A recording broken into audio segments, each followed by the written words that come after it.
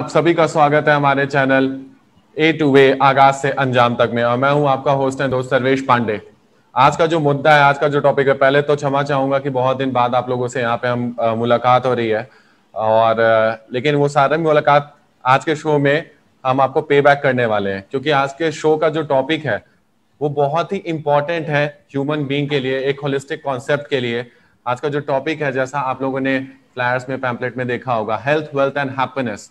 So here we are going to focus on 7-dimensional wellness of a person, of a human being. What is 7 dimension? Physical, intellectual, emotional, social, spiritual, occupational and environmental. इसको हमने short किया है 3 masters के साथ। पूरे 7 dimensions को हमने short किया है, health, wealth and happiness. The most important 3 criteria which anyone need in their life. So इसके साथ ही सबसे पहले मैं स्वागत करना चाहूंगा अपने तीनों मास्टर्स का, जो हेल्थ, वेल्थ और हैप्पीनेस हमारे साथ डिस्कस करने वाले हैं, हमें गाइड करने वाले हैं आज के शो पे। सो सबसे पहले मैं स्वागत करना चाहूंगा डॉक्टर अनिल सर की, जो कि हैं MBBS MS PhD holistic health and life style medicine consultant, NLP PNP master trainer, Guinness world book record holder. स्वागत है सर आपका। Healthy wealthy happy morning friends. Thank you sir. And इसके साथ साथ मैं डॉक्टर अजय शेष सर का भी स्वागत करना चाहूंगा, जो है MBBS MD PhD business and life coach, inspirational speaker, double Guinness book world record holder. स्वागत है सर आपका हमारे शो में। Thank you very much. And साथ ही साथ हैप्पीनेस का पार्ट जो हमारे साथ आज लेके आ रहे हैं, स्पिरिचुअलिटी का पार्ट हमारे साथ लेके आ रहे हैं वॉन्डरिंग स्वामी महेश जी, जिन्होंने BE कंप्लीट किया मैकेनिकल से, MA योगा से, spiritual guide and Siya yoga founder, Siya simple integral yoga arts. तो आज का जो सेशन है, स्वागत है स्वामी सर आपका भी यहाँ पे।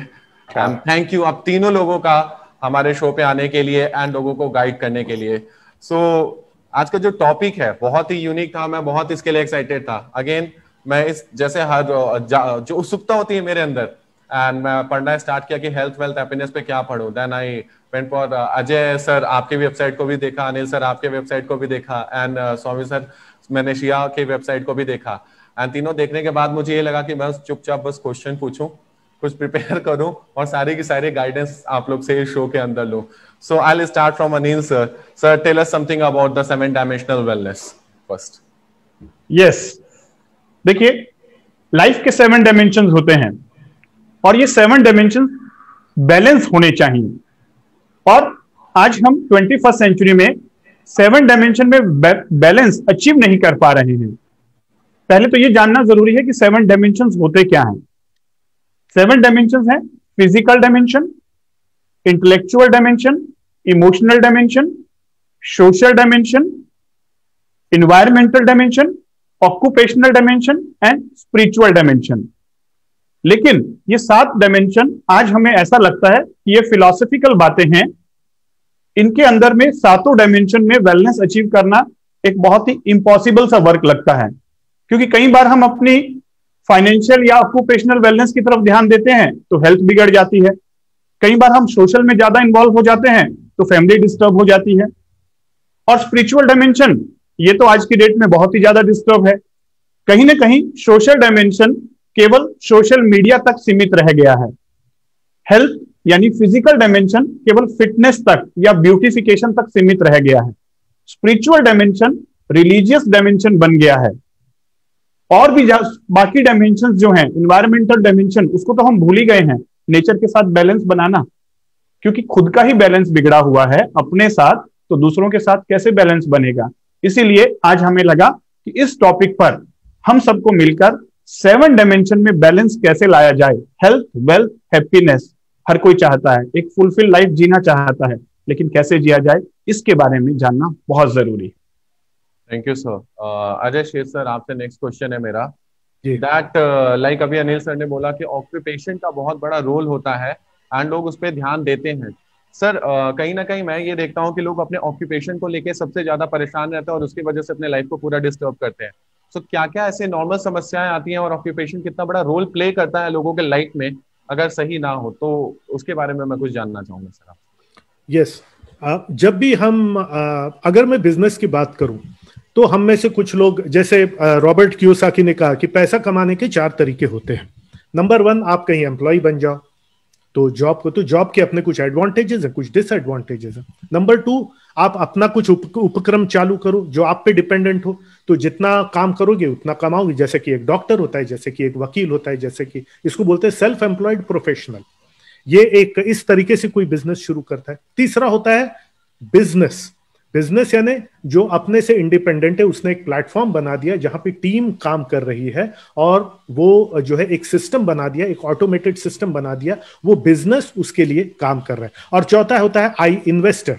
इन्वेस्टर यानी जो पैसे से पैसा बनाता है, मतलब वो इन्वेस्ट करेगा, वो स्टॉक का रेट बढ़ जाएगा तो उसको फायदा होगा, स्टॉक का रेट घट जाएगा तो नुकसान होगा। तो फायदा नुकसान करते करते इन्वेस्टमेंट के तरीके से पैसे पैसा बनाने वाला काम। ये 4 तरीके होते हैं बिजनेस करने के। हम में से अधिकतर लोग या तो जॉब करते हैं, तो जॉब में हर जॉब की अपनी अपनी कॉम्प्लिकेशंस, फायदे नुकसान जो होते हैं। मैं मेनली बिजनेस से रिलेटेड बातें करता हूं, वेल्थ और बिजनेस से रिलेटेड बातें करता हूं। तो मेरा मुख्य ये रहता है कि जब भी हम कोई कुछ स्टार्ट करते हैं तो वो हम अपने अकेले के दम पे स्टार्ट करते हैं, जहां पर शुरुआत में शटर भी हम ही उठाते हैं और लास्ट में शटर भी हम ही गिराते हैं, और सब कुछ हम करते हैं। और मुझे लगता है कि मैं जितनी मेहनत करूंगा उतना पैसा मैं कमाऊंगा, मैं जितना टाइम दूंगा उतना पैसा मैं कराऊंगा। सब कुछ जो है सेल्फ डिपेंडेंट रहता है। पर धीरे धीरे यहां पर क्या होता है कि दिन के सभी घंटे ऑक्यूपाई हो जाते हैं। एक व्यक्ति दिन में कितना, मैं तुमसे ही पूछता हूं सर्वेश, एक व्यक्ति दिन में over long period of time, 10 साल, 12 साल, 15 साल, एक व्यक्ति मैक्सिमम दिन में कितना काम कर सकता है, मुझे बताओ? ज्यादा से ज्यादा कितने घंटे काम कर सकता है? 8-10 घंटे से 8 से 10 घंटे।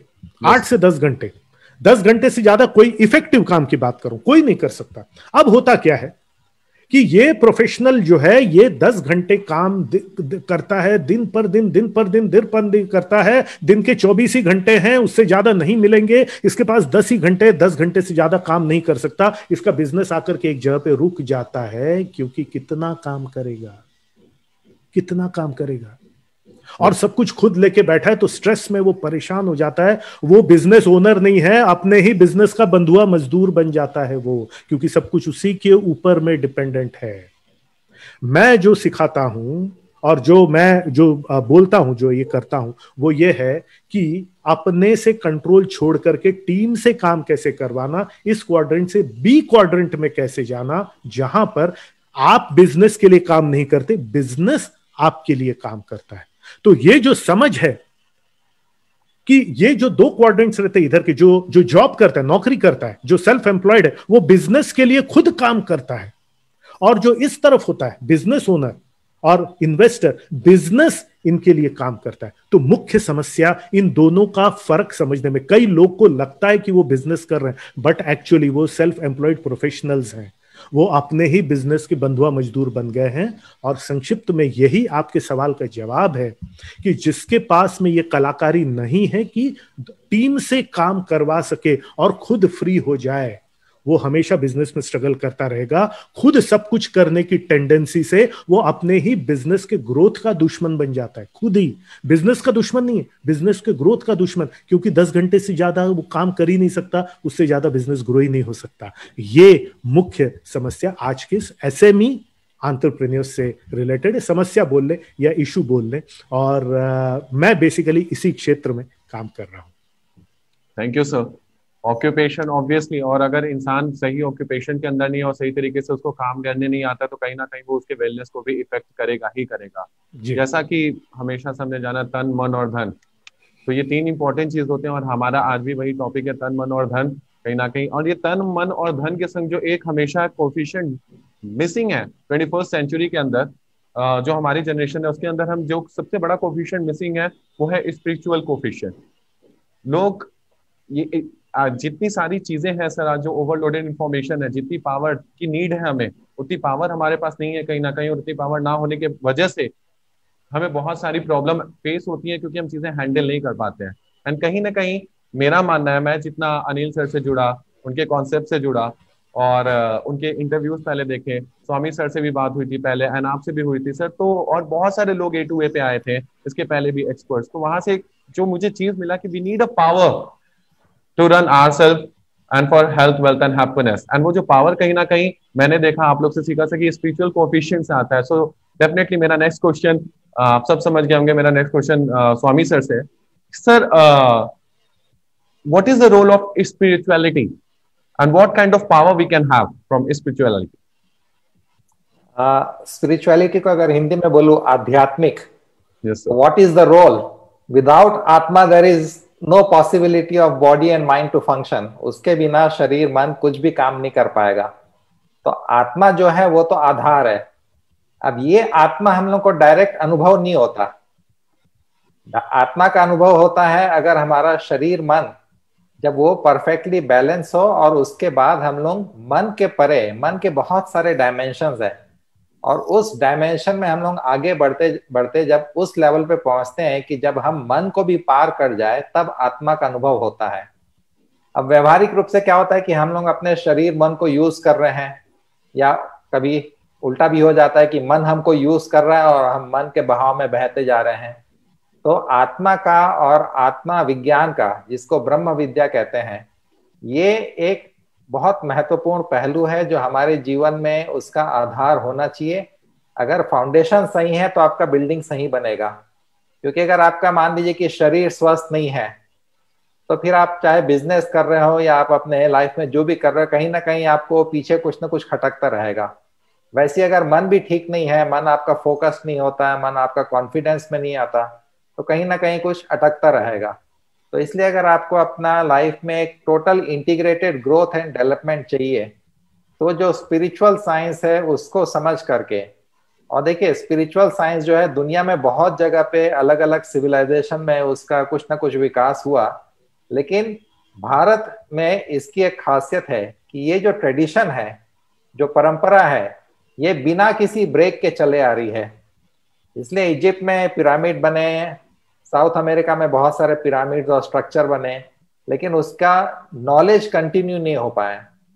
भारत में ये हम लोगों के पास सबसे बड़ा एक कहना चाहिए कि महत्वपूर्ण जो हिस्सा है हमारी स्पिरिचुअलिटी का, कि वो एक कंटिन्यूअस स्ट्रीम है। तो अगर हम इस स्ट्रीम में अपने आप को थोड़ा सा जोड़े तो जो आध्यात्मिक फाउंडेशन तैयार होगा, उसमें फिर आप लाइफ में जो करना चाहे बहुत अच्छे से कर पाएंगे।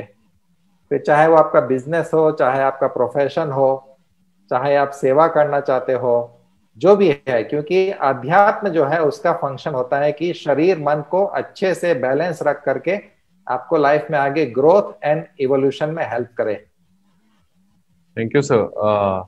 अब तीनों से बात करके मुझे एक कॉमन कॉन्सेप्ट दिखा कि ये तीनों ही, इवन जो 7 डायमेंशन है, वो कहीं ना कहीं मुझे इंडिकेशंस आ रहे हैं कि yes it is very important to know about the 7 dimension of life, health wealth and happiness. ये 7 डायमेंशन को कंप्लीट करके ही आते हैं। एंड इसी के साथ साथ मेरे दिमाग में एक क्वेश्चन आया सर आपकी बातें सुनते सुनते, वो होलिस्टिक हेल्थ है। कहीं ना कहीं लोग अपने संपूर्ण स्वास्थ्य को जानते ही नहीं है। ये 7 डायमेंशन तो दूर है, पहले लोग अपने ही को नहीं जानते हैं कि हम क्या है, what we are actually. So my next question is to Anil sir, that sir आप holistic health consultant हैं and holistic health पे आप बहुत लंबे समय से कार्य कर रहे हैं सर। तो what is holistic health? लोग सोचते हैं ये जो तन दिख रहा है यही holistic health है, and इसकी वजह से बहुत बड़ा डिलेमा क्रिएट हो चुका है। So I want to know sir, what is holistic health? Yes Sarvesh, जैसा हमने समझा अभी तीनों मास्टर्स की बातों से कि लाइफ के 7 डायमेंशन जो होते हैं उनमें एक बैलेंस होना चाहिए। हर कोई चाहता है हेल्दी रहना, वेल्दी रहना और हैप्पी रहना, और जब हम हेल्दी, वेल्दी और हैप्पी रहते हैं तो एक फुलफिल्ड लाइफ जीते हैं। लेकिन आज ये सारी डायमेंशंस हमारी बिगड़ रही हैं। हम 7 बॉल्स को एक जगलर की तरह इस लाइफ की सर्कस में जगलिंग कर रहे हैं। कभी हेल्थ गिर जाता है, कभी वेल्थ गिर जाता है, कभी रिलेशनशिप गिर जाते हैं। ये बॉल्स हम जगलिंग कर नहीं पा रहे हैं। यहां पर हमें बहुत सारी चीजों को मैनेज करने की जरूरत पड़ती है लाइफ में, यानी life management, business management, relationship management.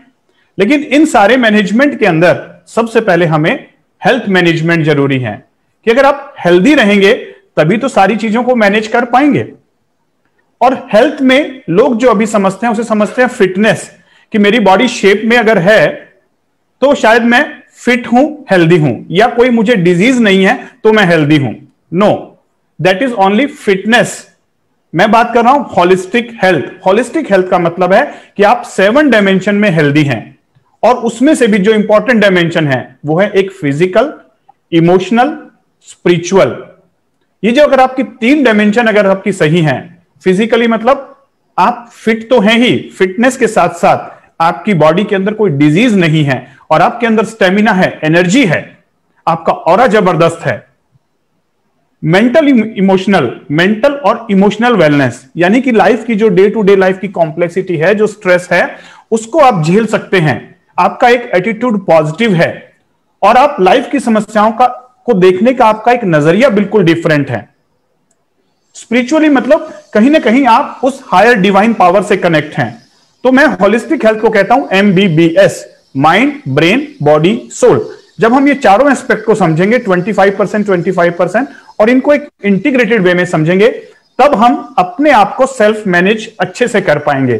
तो सेल्फ मैनेजमेंट के लिए माइंड, ब्रेन, बॉडी और सोल, इन चारों कंपोनेंट को प्रॉपर वे में जानना, इनकी साइंस को समझना और उसके बाद इन चारों पर काम करना। फिजिकल बॉडी पे भी काम करना होगा, माइंड उस पे भी काम करना होगा। माइंड एक सॉफ्टवेयर है, कॉन्शियस माइंड, सब कॉन्शियस माइंड, सुनते हैं हम बातें, उसको भी मैनेज करना सीखना होगा। फिर है आपकी एनर्जी बॉडी, ऑरा, व्यक्तित्व, इनर पर्सनैलिटी। तो यानी कहीं ना कहीं जो हम बात करते हैं कि लाइफ के जो 7 डायमेंशन अगर मैनेज करने हैं, तो सबसे पहले आता है सेल्फ मैनेजमेंट। और सेल्फ मैनेजमेंट तभी हो पाता है जब आप होलिस्टिक वे में माइंड, ब्रेन, बॉडी और सोल चारों को मैनेज करके चलते हैं। तो as a holistic health consultant, lifestyle consultant, मैं सबसे पहले सिखाता हूं, if you want to change your life, first change your lifestyle, then understand the holistic concept of human being, mind, brain, body, soul. किसी भी चीज को मैनेज करने के लिए उसकी पहले नॉलेज होनी चाहिए। चारों एस्पेक्ट को समझकर फिर 1 by 1 mind management, self management, life management, ये सारी चीजें अचीव की जा सकती है। Thank you sir. Next question मेरा स्वामी जी आपसे है कि मेडिटेशन का जो टर्म है, बहुत लोगों ने एक्सेप्ट किया है, लेकिन खुल के बातें लोग इस पे नहीं करते हैं, क्योंकि लोग सोचते हैं कि जो दिखता नहीं वो होता नहीं, या जिन लोगों के समझ में जितना आता नहीं, जितनी चीजें आ गई वही एक्सेप्ट होंगी, जितने नहीं आई वो एक्सेप्ट नहीं करते हैं कहीं ना कहीं सर। तो सर ने बोला mind, brain, body and soul, and कहीं ना कहीं एक स्टूडेंट की तरह मैं आपसे पूछना चाहता हूँ सर कि क्या इंटेलेक्ट हमारा डेवलप होता है जब हम मेडिटेशन करते हैं या कोई स्पिरिचुअल कनेक्शन बनाते हैं सर डिवाइन पावर के साथ, तो हमारा इंटेलेक्ट डेवलप होता है स्वामी सर? डेफिनेटली होता है। इसका आंसर मैं ऐसा दूंगा, जी सर। जो अनिल जी ने और अजय जी ने बात कही वो थोड़ा इंटीग्रेट करके मैं बताता हूँ। देखो, जो हमारा माइंड और उसका हार्डवेयर है ब्रेन, अगर हार्डवेयर ठीक नहीं होगा तो सॉफ्टवेयर भी ठीक से काम नहीं करेगा, और सॉफ्टवेयर अगर अपग्रेड ना हो तो हार्डवेयर कितना भी अच्छा हो, आपका लेटेस्ट क्यों ना हो, वो आपको अच्छे से रिजल्ट नहीं देगा। तो सॉफ्टवेयर हार्डवेयर दोनों जरूरी है। और जो हमारा बॉडी है जिसमें ब्रेन है, उसका हेल्थ अच्छा रहे, उसके लिए जरूरी है कि आप योगा कीजिए, आप थोड़ा प्राणायाम कीजिए, ताकि उसमें एनर्जी अच्छी जाती रहे। क्योंकि ब्रेन भी एक मशीन जैसा अगर आप ले ले, तो जब तक उसमें उसकी एनर्जी उसके इनपुट के हिसाब से सही नहीं जाएगी तो उसका आउटपुट अच्छा नहीं आएगा। दूसरा जो माइंड है, अजय जी ने एक बहुत अच्छी बात कही कि जो सेल्फ प्रोफेशनल रहते हैं उनका प्रॉब्लम ये हो जाता है कि बिजनेस उनके लिए एक बोझ बन जाता है, तो उनका ग्रोथ नहीं होता। वैसे ही जब तक हम लोग अपने माइंड को नहीं समझे कि माइंड के 3 डायमेंशन है, एक और चौथा डायमेंशन है जो योग उसकी चर्चा करता है। जो 3 डायमेंशन हम लोग जानते हैं, conscious, subconscious and unconscious mind. हम लोग क्या करते हैं कि हम लोग सोचते हैं कि कॉन्शियस माइंड से जितने एक्सपीरियंस हो रहे हैं वही रियल है और उसी में हम लोग उलझे रहते हैं। लेकिन अगर हम लोग सबकॉन्शियस माइंड को थोड़ा सा ट्रेनिंग दे, तो थोड़ा सा अपने अपने वर्क एरिया को डाइवर्सिफाई किया, डेलीगेट किया, आपका सबकॉन्शियस ज्यादा पावरफुल होता है कॉन्शियस से। तो मेडिटेशन जो है आपके सबकॉन्शियस को और इवन आपके अनकॉन्शियस को ट्रेन करना शुरू करता है कि how to think in a positive way, how to be creative, how to save your energy away from all the dissipating factors. तो ये जो है ये हम लोग को डिलीगेट करना चाहिए, इसलिए मेडिटेशन जरूरी है। क्योंकि लोग सोचते हैं कि मेडिटेशन क्या, ऐसे बैठ करके आंख बंद कर देना मेडिटेशन होता है? नहीं, मेडिटेशन के लिए पहले आपको एक टूल की जरूरत होती है। वो टूल होता है, चाहे मंत्र हो, चाहे आपकी श्वास हो, चाहे कोई आपके विचार आप लेकर के उसके ऊपर मेडिटेशन करें। तो मेडिटेशन की शुरुआत होती है धारणा से। लोग सीधा मेडिटेशन में जंप कर जाते हैं, लेकिन जब तक आपके पास धारणा के लिए, मतलब मन को एकाग्र करने के लिए कोई टूल नहीं है, कोई सिंबल नहीं है, तब तक आप उसमें आगे नहीं बढ़ सकते। इसलिए मेडिटेशन शुरू में किसी योगा टीचर से या किसी मेडिटेशन टीचर से सीखना चाहिए, जो आपको माइंड को कैसे फोकस करना, और जब माइंड फोकस होना शुरू होता है तब आप सबकॉन्शियस अनकॉन्शियस माइंड को भी अपने पावर्स डिलीगेट करके उससे पूरा बेनिफिट आप ले सकते हैं। ये तो होता क्या है कि कॉन्शियस माइंड से तो हम लोग ठीक है दुनियादारी में अपना इन्वॉल्व है, लेकिन सबकॉन्शियस और अनकॉन्शियस में इतना कचरा भरा है कि हम लोग उसकी कभी सफाई नहीं करते। मेडिटेशन जो है वो एरिया को साफ कर देता है, तब आपको वहां से भी लाइट मिलती है। तो इसी को हम लोग बोल सकते हैं स्पिरिचुअल लाइट, क्योंकि है तो सब हमारे ही अंदर ना। बाहर से हम लोग इंफॉर्मेशन लेते हैं, लेकिन जो विजडम होता है वो तो हमारे अंदर से ही, जो उस नॉलेज को लेकर के हमने कैसे उसको प्रोसेस किया। जिस दुनिया में हमको सब जगह दुख और गरीबी और ये सब दिख रहा है, अगर हमारा पर्सपेक्टिव, हमारी दृष्टि चेंज हो जाए तो इसी दुनिया में हमको ईश्वर की सत्ता दिखाई देती है। तो परिवर्तन हमारे अंदर होना चाहिए, इसलिए मेडिटेशन एक बहुत इंपॉर्टेंट पार्ट है। आसन प्राणायाम भी जरूरी है, लेकिन मेडिटेशन जो है, जितना खाने में नमक की जरूरत है ना, उतना ही मेडिटेशन डेली हम लोग को अपने लाइफ में उसकी जरूरत है। तब आपकी लाइफ बहुत अच्छी टेस्टी हो जाएगी। Thank you sir. एक बहुत ही सॉलिड कनेक्शन अभी मुझे देखने को मिला कि सबसे पहले हमने एमबीबीएस को जाना और उस पर काम करना स्टार्ट किया। देन अगर एक संपूर्ण और सफल जीवन हमें चाहिए तो उसके बाद इट इज वेरी इंपॉर्टेंट कि हम अपने आप को अंदर से डेवलप करें, अपने इंटेलेक्ट को डेवलप करें। वो मेडिटेशन के थ्रू होता है।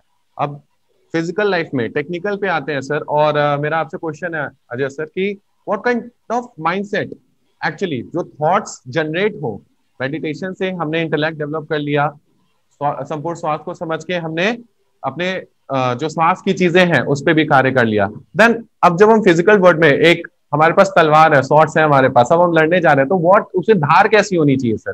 कैसा माइंडसेट होना चाहिए कि इंसान का जब वो बिजनेस करने मैदान में जाते हैं, क्योंकि बहुत अप्स एंड डाउन्स आते हैं, प्रॉब्लम्स आते हैं, कंपटीशन आते हैं सर, तो one should have what kind of mindset जब वो वॉर जोन में जाते हैं सर? यस, वॉर जोन में मैं तुमसे ही पूछता हूँ Sarvesh, yes sir, war zone में कोई अकेले जाता है क्या? नहीं सर, सेना रहती है ना। यस सर, सेना रहती है। तो सेना भी जरूरी है, और उस सेना का एक बेहतरीन सेनापति होना भी जरूरी है। ठीक है। होता यह है कि जब, अच्छा, सेना को तैयार करना पड़ेगा, टीम को तैयार करना पड़ेगा, टीम पे विश्वास करना पड़ेगा, टीम को ट्रेन करना पड़ेगा, और वो सही काम करेंगे उस पर विश्वास करना पड़ेगा, और उसके पास में वो सिखाने लायक, खुद लीडर के पास में वो ताकत भी होनी चाहिए कि अपने से बेहतर लीडर्स तैयार कर सके। तो अगर आप मुझसे पूछते हो कि लड़ने के लिए अगर जाना है और बिजनेस के मार्केट के रण में अगर उतरना है, तो जो रणनीति उसकी क्या हो? रणनीति ये हो कि एक लीडर वो होता है जो अपने जैसे और अपने से काबिल लीडर्स बनाता है, और तभी वो बिजनेस सही ढंग से चल सकता है। होता क्या है कि अधिकतर केसेस में, मैं जैसे पहले बता रहा था, वो जो एंटरप्रेन्योर अपने आप को टीम तो बनाता ही नहीं, खुद चीफ वर्कर बन जाता है अपने ही को। उसको लगता है बिजनेस चला रहा हूं, बट वो अपनी बिजनेस के चीफ वर्कर है। मैं हमेशा पूछता हूं कि बिजनेस वो सक्सेसफुली चलाएगा जो और लीडर्स बनाएगा, अच्छे सेनापति बनाएगा। और मैं हमेशा एग्जाम्पल देता हूं जंगल का। जंगल का राजा कौन? सर्वेश बताओ, तुम बताओ, जंगल का राजा कौन? शेर। शेर, एग्जैक्टली। जंगल का राजा कौन? शेर। शेर क्या जंगल का सबसे बड़ा जानवर है? नहीं सर, नहीं। हाथी बड़ा है, पर जंगल का राजा कौन? शेर। शेर। शेर क्या जंगल का सबसे ताकतवर जानवर है? नहीं। हाथी ज्यादा ताकतवर, इनफैक्ट कहा जाता है जिराफ ज्यादा ताकतवर है शेर से, पर जंगल का राजा कौन? शेर। शेर क्या पेड़ पे उस प्रकार से चढ़ सकता है जैसे एक बंदर चढ़ सकता है? नहीं। पर जंगल का राजा कौन? शेर। ठीक है। शेर क्या सबसे तेज दौड़ने वाला जानवर है जंगल का? नहीं। चीता ज्यादा तेज दौड़ता है, हिरण ज्यादा तेज दौड़ता है, पर जंगल का राजा कौन? शेर। देश के प्रधानमंत्री कौन, जो भी, चलो हम पॉलिटिशियंस का नाम नहीं लेते, देश के प्रधानमंत्री कौन, आज जो भी XYZ प्रधानमंत्री हैं, ये मैं इसलिए नाम नहीं ले रहा हूं क्योंकि ये वीडियो चिर रेलिवेंट रहे, इसलिए ये मैं बोल रहा हूं, क्योंकि आज जो प्रधानमंत्री कल शायद वो नहीं रहेंगे। देश का प्रधानमंत्री कौन है, ये है आज जो भी है आपके। क्या वो रक्षा विशेषज्ञ हैं? नहीं, बड़े बड़े रक्षा ये है, पर देश के प्रधानमंत्री कौन हो? क्या वो हेल्थ एक्सपर्ट है? नहीं, बड़े बड़े हेल्थ एक्सपर्ट है। Yes, पर देश के प्रधानमंत्री कौन? ये। क्या वो रक्षा, ये क्या वित्त विशेषज्ञ है? नहीं, बड़े बड़े वित्त एक्सपर्ट है, रिजर्व बैंक है, सब कुछ है, लेकिन देश के प्रधानमंत्री कौन? तो लीडरशिप क्वालिटी जिसमें होगी, जो बड़े लीडर्स को तैयार कर पाएगा और उनको मैनेज कर पाएगा, वो सही लीडर बनेगा। और बिजनेस में लीडरशिप यानी वही मार्केट को डोमिनेट करेगा, वही एक सक्सेसफुल बिजनेस बना सकेगा। जो लीडर्स तैयार नहीं कर सकता और जो उनपे फिर विश्वास नहीं कर सकता, आज देखिए बड़े बड़े विशेषज्ञ, रक्षा विशेषज्ञ, ये विशेषज्ञ उस पर्टिकुलर लीडर की तरफ देखते हैं कि सर डायरेक्शन दीजिए हमको, क्या करें हम, कैसे करें। करेक्ट है ना? उस बंदे से जो खुद किसी जिसका एक्सपर्ट नहीं है, बट वो लीडर्स बनाता है, वही कोई और पॉलिटिकल पार्टी भी है जो पूरा पावर अपने साथ रखना चाहती है, तो क्या हाल हो रहा है वो भी आपको दिख रहा है। बट एनीवे, यही चीज बिजनेस पे लागू होती है। सो मेरा कहने का मतलब है, create a team, a capable team, a team of people even better than you. मेरे यहाँ जितने भी लोग हैं, हर मामले में किसी न किसी रूप में मुझसे बेहतर है। डॉक्टर अनिल की जो टीम है, टीम का हर मेंबर किसी न किसी रूप में डॉक्टर अनिल से बेहतर है। और यही टीम, जब डॉक्टर अनिल के पास में कैपेसिटी क्या है लीडरशिप की, उन सबको तैयार किया वैसा और उनको साथ में लेकर के चल रहे हैं, यही बिजनेस होता है। यही परिवार में भी होता है, यही हर जगह होता है। सो business is a reflection of social life and vice versa. तो मुझे ऐसा लगता है, क्रिएट लीडर्स, अगर एक दो तीन शब्दों में बोलोगे, create leaders and trust them, ये सबसे बड़ा बिजनेस मंत्र है। Thank you, sir. Thanks a lot. Be leader, create leader, and this is the beautiful message I got from you, sir. And बहुत मजा आ रहा है मुझे, क्योंकि एक सॉलिड कनेक्शन तीन चीज में, अगर लीडर बनना है तो कहीं ना कहीं अपने आप को 7 डायमेंशन में डेवलप हमें करना होगा। और 7 डायमेंशन में, क्योंकि if you are not having intellect, if you are not connecting ourselves from the divine power, अगर हम डिवाइन पावर के साथ खुद को कनेक्ट नहीं कर रहे हैं, अपने स्वास्थ्य को नहीं समझ रहे हैं, इसमें से कुछ भी गड़बड़, एक भी पहिया गड़बड़ होता है तो हम ट्रैक से बाहर हो जाते हैं।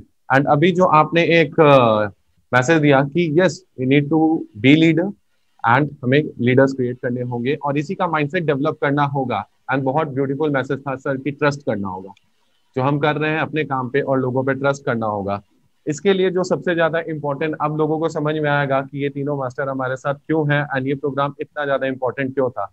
इसको नाम जो हमने दिया है वो है life campus, life campus. And ये नेक्स्ट क्वेश्चन से बहुत क्लियर होने वाला है सर। अगर इट इज वेरी इंपॉर्टेंट कि एक जगह पर अगर फोकस करना है, लीडरशिप पे ही फोकस करना, हमारा दिमाग कहीं भी ना जाए, तो उसके लिए प्रोग्रामिंग बहुत जरूरी है। माइंड की दिमाग का प्रोग्रामिंग करना बहुत ही ज्यादा जरूरी है कि एक चिप ऐसा डल जाए कि ये है रास्ता।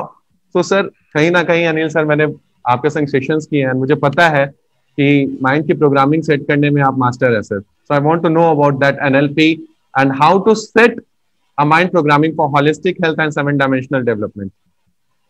राइट, जैसे डॉक्टर अजय शेष सर ने कहा कि लीडर ही बदलाव लाते हैं, लीडर ही लीड करते हैं। यानी लाइफ में हमें कोई भी चीज मैनेज करनी हो, चाहे बिजनेस मैनेज करना हो, वेल्थ मैनेज करना हो, पीपल मैनेजमेंट हो, स्ट्रेस मैनेजमेंट हो, कुछ भी मैनेज करना हो, तो सबसे पहले सेल्फ मैनेजमेंट जरूरी है। और सेल्फ मैनेजमेंट के लिए हम ट्रेनिंग भी लेते हैं, लेकिन ये ट्रेनिंग ज्यादा जो ट्रेनिंग्स होती हैं वो हम पर्सनैलिटी डेवलपमेंट के लिए लेते हैं। आउटर पर्सनैलिटी, एक होती है इनर पर्सनैलिटी। इनर पर्सनैलिटी मतलब इनर पर्सोना, आपका खुद का व्यक्तित्व। व्यक्ति के तत्व होते हैं 7 तत्व जो हमारे अंदर होते हैं। तो व्यक्तित्व और पर्सनैलिटी दोनों के हिंदी और इंग्लिश वर्ड्स नहीं है। पर्सनैलिटी मीन्स आप ट्रेनिंग के द्वारा अपने बिहेवियर में चेंज लेकर आते हो, और व्यक्तित्व अगर डेवलप करना है तो आपको अपने अंदर जाना होगा, इनर सेल्फ पे जाना होगा।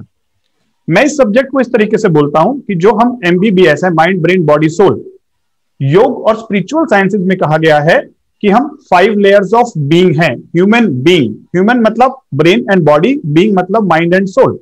लेकिन योग में कहा गया है कि हम 5 लेयर्स हैं। फर्स्ट लेयर अन्नमय कोश, फिजिकल बॉडी। सेकंड प्राणमय कोश, एनर्जी बॉडी। थर्ड मनोमय कोश, mental body. Fourth intellectual body, विज्ञानमय कोश। और फिफ्थ आनंदमय कोश, ब्लिस बॉडी। लेकिन ये बातें सुनने में लगती हैं स्पिरिचुअल, फिलोसॉफिकल। मैंने इसको बायोफील्ड साइंस से समझा, क्वांटम फिजिक्स से समझा। According to quantum physics, we are 5 layers of energy vibrating at different frequencies. The first layer, which is called physical body, that is visible to our naked eyes because it is vibrating at higher wavelength and lower frequency. But the rest of the 4, they are not visible. तो अगर हमें complete health की बात करनी है, 7 dimension wellness की बात करनी है, लाइफ मैनेजमेंट, बिजनेस मैनेजमेंट की बात करनी है, तो हमें ये 5 लेयर्स को मैनेज करना होगा। यानी हमारे माइंड पे भी काम करना होगा, इंटेलेक्ट पे भी काम करना होगा, सोल पे भी काम करना होगा। और आज क्वांटम फिजिक्स, बायोफील्ड की साइंस, क्वांटम मेडिसिन जो लेटेस्ट ब्रांच है, उस पे मैं रिसर्च कर रहा हूं कि क्या इन चीजों को आप साइंटिफिक वे में एक्सप्लोर कर सकते हो। जो बातें फिलोसॉफिकल लिखी गई हैं, जो हमें फिलोसॉफिकल लगती हैं, लेकिन जो हमारे स्पिरिचुअल गुरुज थे, जो हमारे ऋषि मुनि थे, वैदिक साइंस थी, वो एक साइंस थी, फिलोसफी नहीं थी वो। हाँ, आज हमने साइंस टेक्नोलॉजी को डेवलप कर लिया और आज हम ये 5 लेयर को एक्सेस कर सकते हैं। ये है बायोफील्ड। ये बायोफील्ड के अंदर में 2 चीजें हैं, एक है एनर्जी और एक है इंफॉर्मेशन। इन दोनों को हम एक्सेस कर सकते हैं मशीन के द्वारा। और बहुत सारी प्रॉब्लम जो आपके फिजिकल बॉडी के बियॉन्ड मेटाफिजिकल बॉडीज में है, body beyond body, there are 4 to 5 bodies beyond physical body, उन्हें हम एक्सप्लोर करने की जरूरत है, वो भी साइंटिफिक वे में। तो बहुत सारी प्रॉब्लम जो हमारे माइंड में होती हैं, माइंड मैनेजमेंट जिसे हम बोलते हैं, अगर आप उसे मशीन के द्वारा देखकर, बायोफील्ड व्यूअर और बायो जीडीबी, बायोवेल ऐसी डिवाइसेस हैं जिसके द्वारा आप अपनी अदर लेयर को एक्सेस कर सकते हो और उससे इंफॉर्मेशन गेन कर सकते हो। और वहां से आपको उस इंफॉर्मेशन और उस एनर्जी से आप मॉडिफिकेशंस कर सकते हो, साइंस के द्वारा, मेडिटेशन के द्वारा, हीलिंग साइंसेस के द्वारा, माइंड मैनेजमेंट साइंसेस के द्वारा। तो ये फिजिकल बॉडी जो दिखाई देती है उसके लिए फिजिकल साइंसेस लगेंगी, लेकिन जो मेटाफिजिकल बॉडी है, जैसे माइंड एक ऐसी चीज है जो देखा नहीं जा सकता, जैसे स्वामी महेश ने कहा सॉफ्टवेयर, लेकिन जो देखा नहीं जा सकता उसकी भी तो कुछ साइंसेस होंगी जो हमें कॉलेज में नहीं पढ़ाई गई हैं। बायोलॉजी पढ़ा दिया गया, ब्रेन पढ़ा दिया गया, माइंड की साइंस नहीं पढ़ाई गई। लेकिन आज हम 24/7 इस माइंड से लड़ रहे हैं, लाइफ से लड़ रहे हैं। हाँ, साइन थीटा कॉस थीटा हमने बहुत पढ़ा। सर्वेश, कितना यूज करते हो sine theta cos theta life में? अभी तो कहीं भी यूज नहीं है सर। एक जो नॉर्मल हाउस वाइफ है उसको कहां यूज पड़ता है साइन थीटा कॉस थीटा? हमें ऐसी साइंसेस पढ़ा दी गई हैं जिसका आज हमें प्रैक्टिकल में यूज नहीं है। कैरियर के लिए था, हो सकता है किसी के 1 या 2% लोगों में काम आ रहा होगा, लेकिन ये 99% जो हर कोई काम करता है 100% इस माइंड की साइंस के द्वारा कोई नहीं पढ़ा रहा है। तो न्यूरो लिंग्विस्टिक प्रोग्रामिंग एक ऐसी साइंस है जो माइंड को मैनेज करना सिखाती है, कॉन्शियस, सबकॉन्शियस, अनकॉन्शियस। लेकिन उसके साथ साथ जैसे स्वामी जी ने कहा, इंटेलेक्ट, आपकी इनर कॉन्शियसनेस, उसके साथ भी जुड़ना होगा, और higher consciousness, divine power, inner self, higher self, दोनों के साथ जुड़ने की जरूरत है। तो मैं इन सारी साइंसेस को साइंटिफिक वे में मशीन के साथ आपको बताता हूं कि आपकी एक एक लेयर को एक्सेस करके ये जो लेयर्स हैं इसमें कौन सी लेयर में प्रॉब्लम है, क्या सेकंड लेयर में, थर्ड लेयर में, फोर्थ लेयर में है, और आप खुद देखते हैं और आपके बॉडी के ऊपर, आपके बायोफील्ड के ऊपर वो सारे एक्सपेरिमेंट्स में करके दिखाता हूं। कहीं ना कहीं मुझे लगा कि जैसे आज की डेट में जो मैं बातें कर रहा हूं वो बहुत अच्छी हैं, लेकिन बिजनेस भी तो उतना ही जरूरी है। तो हमें बिजनेस मास्टर्स की जरूरत है। और रियल लाइफ में जो आज हम स्पिरिचुअलिटी सर्च कर रहे हैं कि सोल क्या है, गॉड क्या है, और प्रैक्टिकल स्पिरिचुअलिटी कैसे फॉलो की जाए, प्रैक्टिकल एनलाइटमेंट कैसे फॉलो किया जाए, इसीलिए मुझे लगा कि पॉजिटिव हेल्थ जोन में लाइफ कैंपस प्रोग्राम लाने की जरूरत है और यहां पर 2 नए मास्टर्स को भी जोड़ने की जरूरत है जो इस फील्ड में ऑलरेडी उन्होंने बहुत ज्यादा काम किया है और साइंटिफिक वे में। तो इसीलिए आज हमने ये इनिशिएटिव लिया कि स्वामी महेश और डॉक्टर अजय शेष को, इन मास्टर्स को भी हम positive health zone life campus में लेकर आए और हम तीनों हाथ मिलाकर एक काम करें कि जो डे टू डे लाइफ की प्रॉब्लम्स हैं, ये 5 लेयर, सोल को भी मैनेज करना है, सोल के साथ भी जुड़ना है, बहुत सारी चीजें, तो वहां पर कौन गाइड करेगा? स्वामी महेश गाइड करेंगे। बिजनेस को कैसे चलाना है, अजय शेष सर गाइड करेंगे। हेल्दी कैसे रहना है, मैं गाइड करूंगा। हम एक साथ अगर साइंटिफिक वे में इन सारी चीजों को लाएं और जो आज के समय की जरूरत है। हर आदमी सर्च कर रहा है स्पिरिचुअलिटी को, हर आदमी सर्च कर रहा है बिजनेस को, हर आदमी सर्च कर रहा है हेल्थ को, लेकिन आजकल इंफॉर्मेशन और टेक्नोलॉजी दोनों ओवरलोडेड है। रेलेवेंट इंफॉर्मेशन, प्रैक्टिकल इंफॉर्मेशन बहुत कम जगह है। यूट्यूब पे जाते हैं हम कुछ और सर्च करने और मिलता है हजारों बकवास चीजें और हम खो जाते हैं उस जंगल में। तो आज हमने सोचा ये सारी चीजों को प्रैक्टिकल वे में लाने का। इसीलिए अजय सर और स्वामी महेश सर, मैं आप लोगों से आज रूबरू इसीलिए भी हो रहा हूं कि हम एक प्लेटफॉर्म पर बात करें। ये जो डे टू डे लाइफ की समस्याएं हैं, क्या वो अंडर वन रूफ एक जगह पर हम 7 डायमेंशन वेलनेस को अलाइन कर सकते हैं? क्या एक जगह पर हम आउटर वर्ल्ड को और इनर वर्ल्ड को मैनेज कर सकते हैं? मेरा ऐसा सोचना है, यस किया जा सकता है। और इस विषय पर मैं स्वामी महेश जी का और अजय सर का भी ओपिनियन जानना चाहूंगा। Yes sir. यस, स्वामी जी आप शुरुआत करें। एक छत पे सबका आना, एक साथ आना। जी, जो योग के ग्रंथ है, क्लासिकल टेक्स्ट, उसमें उपनिषद, उसका बहुत महत्व है। और उपनिषद में जहाँ अध्यात्म की चर्चा है, साथ ही साथ उसमें बताया गया है कि सबके जीवन का सबसे मुख्य उद्देश्य होता है कि जीवन में आनंद और शांति का अनुभव हो। इसलिए आप देखेंगे कि योग के कभी भी कार्यक्रम शुरू होते हैं तो हम लोग ओम उच्चारण करते हैं, शांति मंत्र का उच्चारण करते हैं। और ये आनंद क्या है? क्योंकि जो सबसे पुराना उपनिषद है, ईशावास्य उपनिषद, उसमें भी कहा गया है कि ये जो सृष्टि है उसमें सब जगह ईश्वर की सत्ता व्याप्त है। गॉड इज ऑल परवेडिंग, सब रिलीजन भी मानते हैं। लेकिन ये आध्यात्मिक विज्ञान है कि एक ही सत्ता है जो ऑल परवेडिंग है। क्वांटम फिजिक्स भी धीरे धीरे उसी पॉइंट पे पहुंच रहा है। और फिर आगे कहते हैं कि ये जो सत्ता है जो ऑल परवेडिंग है, सर्वव्याप्त है, इसने सृष्टि बनाई है हमारे भोग के लिए, ताकि हम उसको एंजॉय करें। तो एंजॉयमेंट के लिए ये सृष्टि बनी है। अब इसमें ये बात आती है कि अगर ये सब भोग और आनंद के लिए बनी तो फिर हम लोग को दुख क्यों होता है? दुख तब होता है जब हम लोग अपने आप को नहीं समझते और सृष्टि के इस भोग से आसक्ति के साथ जुड़ते हैं। इसलिए जो भी है कि अगर लाइफ में आगे बढ़ना है, जीवन में आनंद का अनुभव करना है, तो उसके लिए अपने सभी डायमेंशंस को लेके चलना होगा। किसी एक से बहुत ज्यादा अटैच मत हो जाइए। हम लोग फिजिकल बॉडी और उसके भोग से ज्यादा अटैच्ड हैं, लेकिन बहुत सारे भोग ऐसे होते हैं मन के, और जो विज्ञानमय कोश है उसमें जो बहुत ही सटल होते हैं। प्राणमय कोश के अलग अलग एक्सपीरियंसेस होते हैं। तो भोग मतलब एक्सपीरियंसेस जो हमको आनंद का अनुभव दे। भोग में नेगेटिव सेंस में नहीं बोल रहा हूं, क्योंकि लोग समझते भोग मतलब फंस जाना। नहीं, सृष्टि हमको नहीं फंसाती। हम लोग अपने मन को अगर अनुशासित नहीं करें, डिसिप्लिन नहीं करें, तब हम लोग फंस जाते हैं। कोई भी बिजनेस हमको नहीं फंसाता। अगर हम लोग पहले से क्लियर और फोकस नहीं तो हम लोग फंस जाते हैं। हमारा शरीर बीमार पड़ने के लिए नहीं बना है, लेकिन अगर हम लोग शरीर का केयर नहीं करें तो बीमार पड़ते हैं। तो ये सब चीज डायमेंशन को लेकर के हम लोग को आगे बढ़ना है। और योग में सबसे इंपॉर्टेंट बात जो हमारे ऋषि परंपरा से हम लोग को मिलती है कि जीवन के 2 पहलू है। उन्होंने कहा श्रेयस और प्रेयस, 2 मार्ग। श्रेयस का मतलब जो श्रेष्ठ अनुभव की ओर ले जाए, आध्यात्मिक अनुभव, मैं कौन हूं का अनुभव।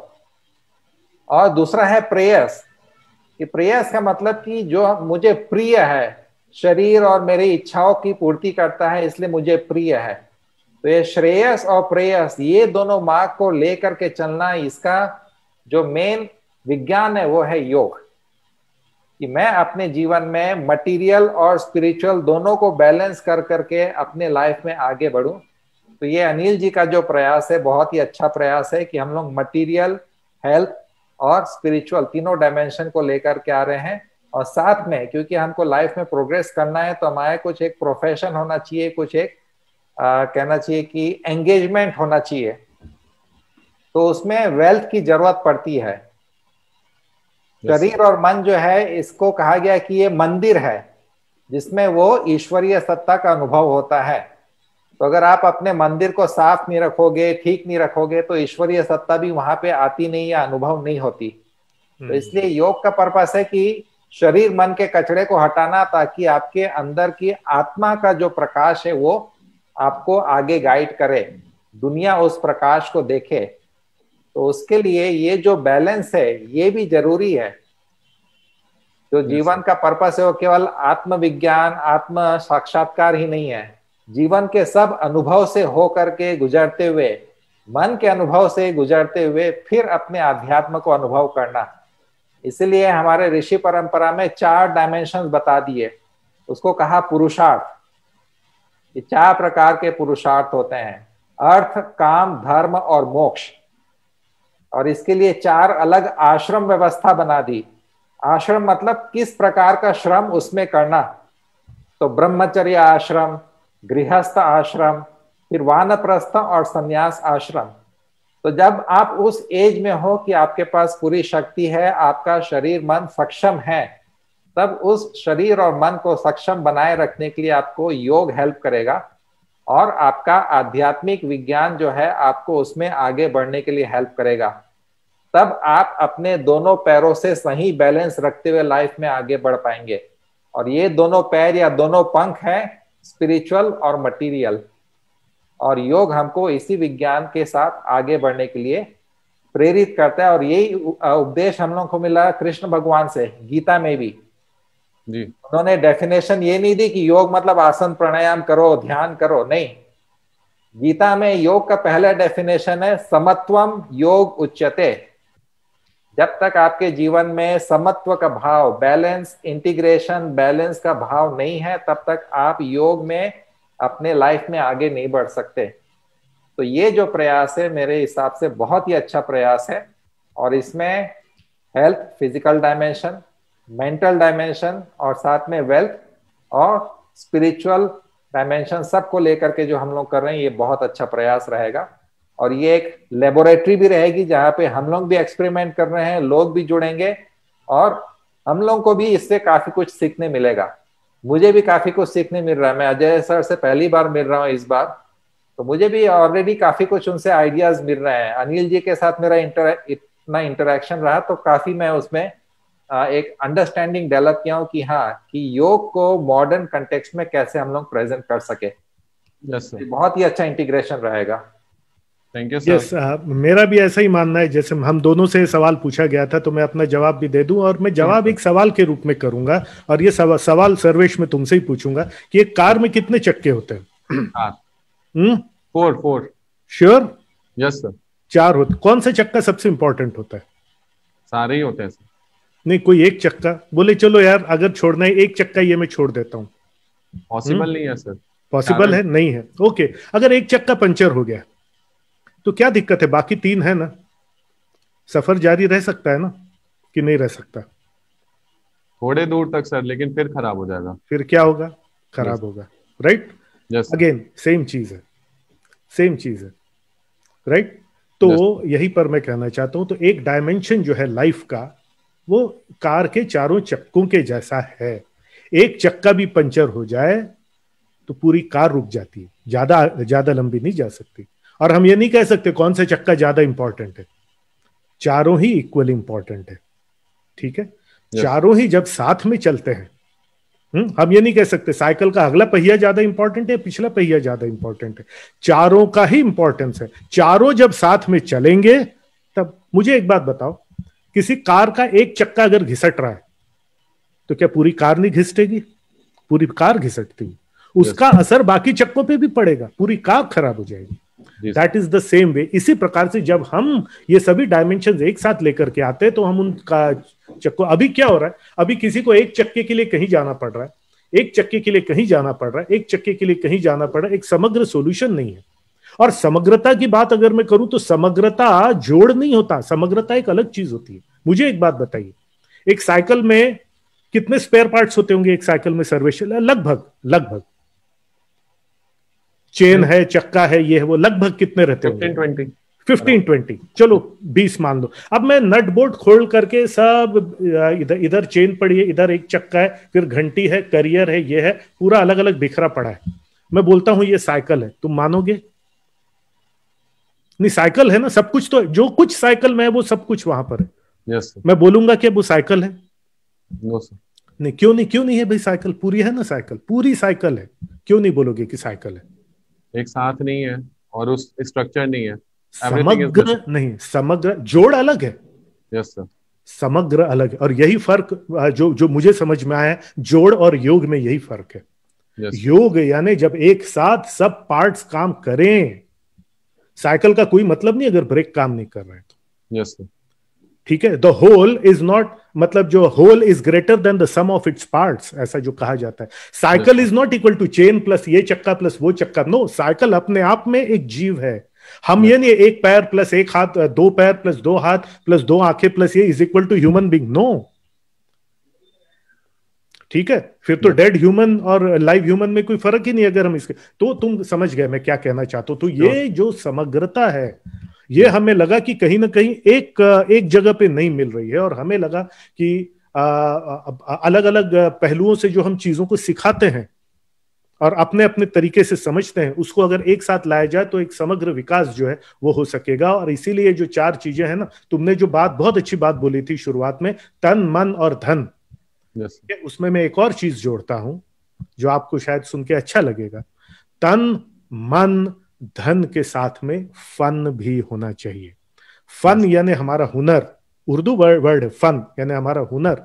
इन चारों को साथ में लेने का हुनर और फन भी, फन ये फन होना चाहिए। तन मन धन के साथ में ये फन होना चाहिए सबको लेने का। और ये फन होना चाहिए कि जिंदगी एक फन रहे, इंग्लिश का fun.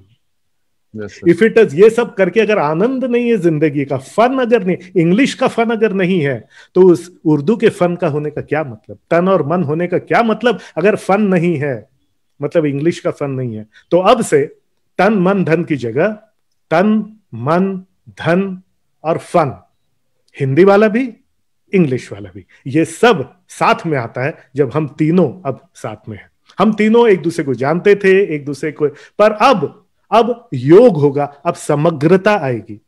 Now A2A will be bigger than Anil plus Ajay plus Mahesh. Yes sir. Sir ये 7 डायमेंशनल वेलनेस में एंड सारी चीजों में जो एक मिसिंग, क्योंकि जिनके पास पैसा है वो खुश नहीं है, जो खुश है अगर उनके पास पैसा नहीं तो वो फिर से खुश नहीं है। और इन सारी चीजों के बीच में जो मिसिंग लिंक था सर, अगर ये ब्रिज है तो इसके बीच में मिसिंग लिंक था सर, वो है आनंद, जो अभी आपने वर्ड बोला सर।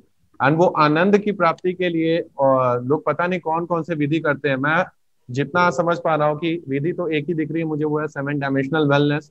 एंड हमारे ये 3 master health wealth and happiness पे जो बातें कर रहे हैं, it's very important to know. Technical training भी है यहाँ पे जो आपसे मिल रही है सर, हमें स्पिरिचुअल गाइडेंस मिल रहा है एंड हेल्थ कोफिशिएंट पे बहुत अच्छी बातें हो रही हैं, इवन पूरे होलिस्टिक हेल्थ पे, mind brain and body soul पे। इसके साथ साथ सर ये जो मिसिंग लिंक आज बन रहा है यहाँ पे, जो आज तक I am 27 years now and 27 years में ये जो पहली बार मुझे फील हो रहा है कि एक खाली जगह है सर जो भरी जा रही है। बहुत सारे ट्रेनर्स हुए पूरे वर्ल्ड में, बहुत सारे लोगों को मैंने अलग अलग डिपार्टमेंट के ट्रेनर से मैंने खुद ट्रेनिंग लिया, देखा उन लोगों को, बट एक जो रिक्त स्थान की पूर्ति है वो आज मुझे होती दिख रही है। And thank you to all of you, all the 3 people, 3 master. So इसके साथ साथ जो 7 डायमेंशनल वेलनेस में हमारा इन्वायरमेंटल पार्ट था सर, इन्वायरमेंटल थोड़ा सा इसके बारे में मैं पढ़ा सर जितना पढ़ सकता था। तो पंच महाभूत जो है सर, जो इंसान भी उन्हीं से मिलके बना है और हमारे हर जगह वही सारी चीजें हैं, इसी का हम कंजप्शन करते हैं, यही हमारे इन्वायरमेंट में होता है। एंड पंच महाभूत से फिर वास्तु से भी रिलेटेड चीजें मैंने पढ़ी, तो बहुत सारी चीजें निकल के सर सामने आई and I was very excited कि इंसान इन सारे चीजों से, इन साइंसेस से दूर कैसे है, क्यों नहीं जानता इंसान इसके बारे में। सो मैं चाहूंगा कि स्वामी जी आप एक बार हाईलाइट करिए पंच महाभूत का जो कॉन्सेप्ट है एंड इसका जो कनेक्शन है एक ह्यूमन बीइंग से। सो आई वांट कि आप एक बार हमारे दर्शकों को ये जरूर बताएं और उसका क्या इम्पैक्ट है हमारे लाइफ में। जरूर। देखो हमारे ग्रंथों में भी कहा गया है यथा ब्रह्मांडे तथा पिंडे, कि जो ब्रह्मांड में वही इस पिंड में है। हम लोग का शरीर जो है इस ब्रह्मांड के ही जो एलिमेंट्स है उससे बना है। कोई ब्रह्मांड से बाहर का कोई ऐसा चीज नहीं है जो हमारे पास ना हो। तो टोटल जो एक्सपीरियंस हम लोगों का वो एक कॉस्मिक लेवल का है। और कॉस्मिक लेवल की जब हम बात करते हैं तो हमारे अंदर जो भी चेंजेस आ रहा है उसका कहीं ना कहीं एक रिलेशन होता है कॉस्मिक लेवल पे, कि ये पेंडेमिक आया, ठीक है, उसका कहीं ना कहीं कॉस्मिक लेवल पे उसका रिलेशन था। अभी जो चेंजेस आ रहे हैं उसका कॉस्मिक रिलेशन है। और कहाँ पे उसको हम लोग देखते हैं ज्योतिष के द्वारा, कि कुछ ज्योतिष लोग ने अपना प्रेडिक्शन किया था कि 2020 में कुछ महामारी फैलेगी। अब एग्जैक्ट वो नहीं बता सकते कि कोरोना होगा या किस टाइप का वायरस होगा। मैं भी जब देखा था 2019 में, मैं अपने टूर में था नॉर्थ अमेरिका में, तब मैंने अपने सब ग्रुप को बता दिया कि 2020 में मैं कहीं पे टूर नहीं करूंगा। मैंने अपने सब यूएसए, कनाडा, यूरोप के प्रोग्राम कैंसिल कर दिए थे। तो लोगों ने पूछा क्यों, तो मैंने कहा कि देखो भाई, ज्योतिष में मैंने कुछ देखा है, मेरे को अभी एग्जैक्ट नहीं पता कि क्या होगा, लेकिन जो भी होगा ग्लोबल लेवल पे होगा। तो उसमें शनि है, जुपिटर है जो बृहस्पति है, और प्लूटो का एक कॉम्बिनेशन बन रहा था। तब वो ब्रह्मांड का असर हमारे ऊपर हो रहा है कि नहीं, कि वो जो प्लैनेट्स बाहर है उसका असर अभी हो रहा है। अभी जो यूएसए में हो रहा है उसका भी हम लोग को कहीं ना कहीं लिंक दिख रहा है प्लैनेटरी मूवमेंट से। तो जो ब्रह्मांड में वो हम लोग में भी है, हम लोग का एक कनेक्शन है।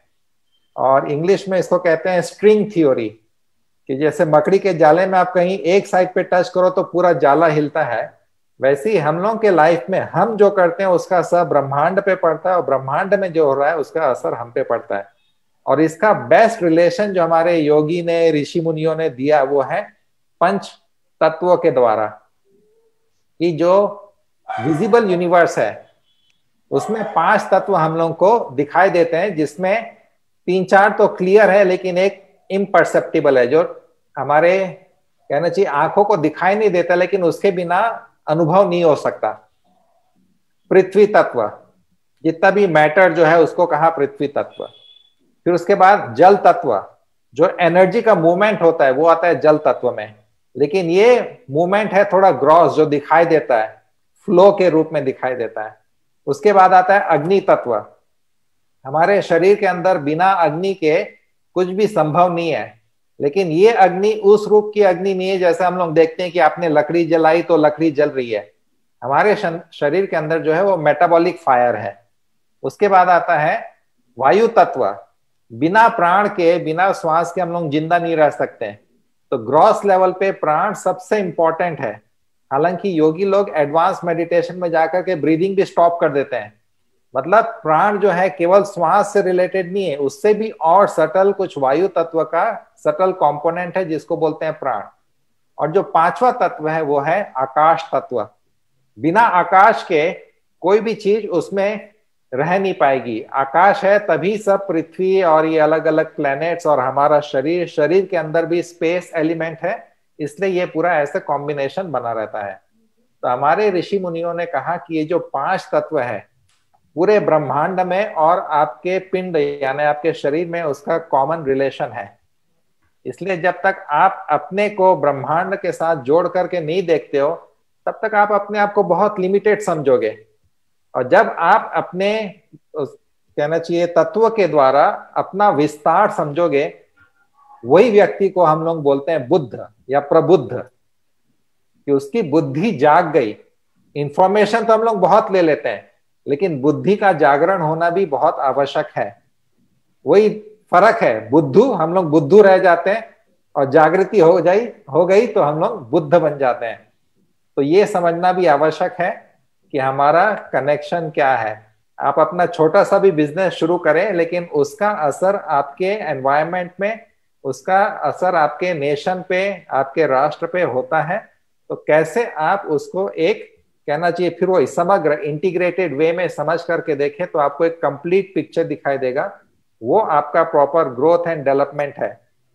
नहीं तो इंडिया में तो हम लोग बहुत क्विक बेनिफिट के चक्कर में बिजनेस करते हैं ना, शॉर्ट टर्म बेनिफिट, इसलिए इंडिया में उतने बड़े बिजनेस नहीं हो पा रहे हैं। अमेरिका में जो करते हैं वो लॉन्ग टर्म बेनिफिट।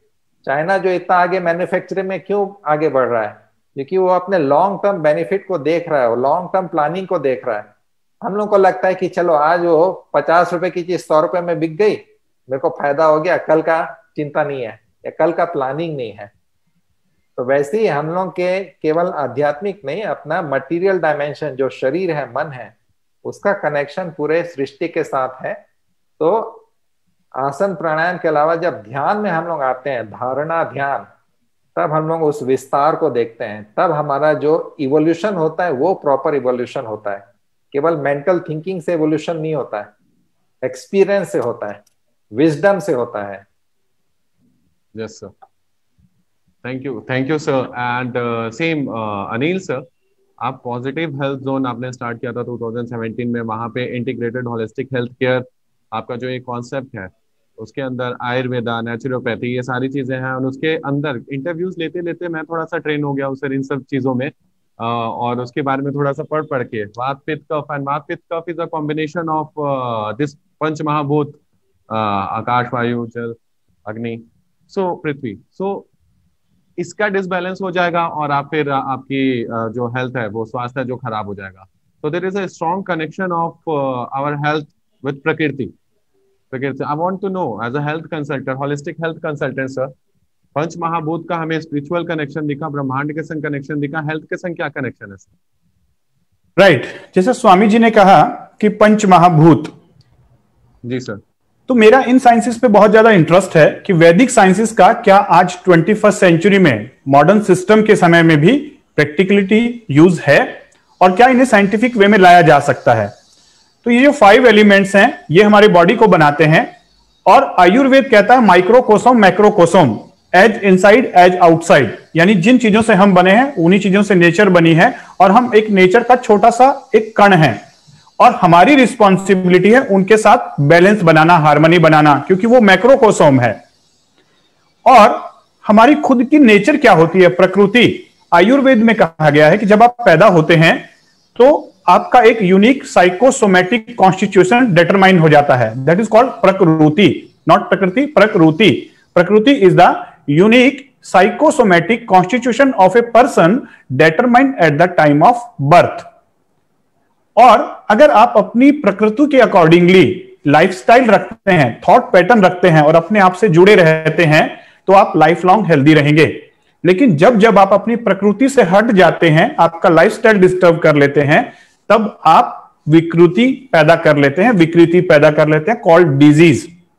लेकिन ये बातें फिलोसॉफिकल नहीं, हमारे पास क्वांटम बायो लैब है, जहां पर पॉजिटिव हेल्थ जोन में हम लोगों की प्रकृति एनालिसिस कर रहे हैं, personality analysis according to Ayurveda, वो भी heart rate variability HRV technology के द्वारा, मॉडर्न नाड़ी वैद वेदा पल्स के द्वारा।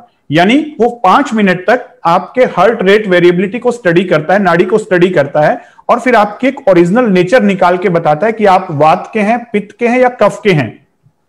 और जैसे उसमें नेचर निकल कर आती है, फिर मैं लोगों से क्वेश्चंस पूछता हूं कि क्या आपका बिहेवियर ऐसा है, क्या आपकी आदतें ऐसी हैं, क्या आपको ये चीज डाइजेस्ट नहीं होती, और अमेजिंग लोगों को वैसा ही मिलता है। और फिर लोग बताते हैं सर मैं बचपन में ऐसा था, मेरी नेचर ये थी, लेकिन अभी मैंने अपनी जब से लाइफस्टाइल बिजनेस की वजह से या मेरे टूरिंग की वजह से डिस्टर्ब हुआ, तब से मुझे डिजीज आ रही हैं। फिर हम उन्हें वापस रिस्टोर करते हैं।